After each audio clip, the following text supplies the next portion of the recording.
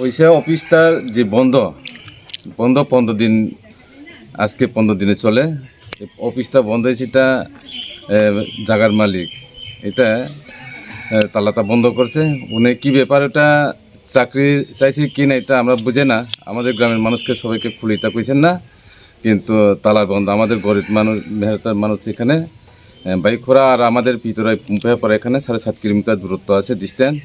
আমরা এখন গরিবেরা কেউ এখানে একটা ট্যাবলেট পেয়েছে না। কে তালা মারছে? তালা মারছে জায়গার মালিক। হ্যাঁ, তাদের নাম? এই তো জায়গার মালিক তো সুন্দর এরিয়া। তো এখন আপনারা এই বিষয় নিয়ে কারোর জানাইছেন না? আমরা জানাইছি, আমরা বাইখোরা জেন দাস সেনুর কাছে আমরা জানাইছি। স্যার সেনু স্যার উনের আয়া দেখছি ওখানে তালা বন্ধ, তাই কিতা করার নিচে হ্যাঁ এটা তো আমরা জানি না। এই জায়গাটার নাম কি? এই জায়গার নাম সে পিতরাই পুম্পেহাপাড়া। এখন আপনারা কি চান? আমরা তালা খুলে দেওয়ার জন্য সবাইকে আমরা অনুরোধ করছি অফিসটা চালু রাখার জন্য। তারা কি কইছে?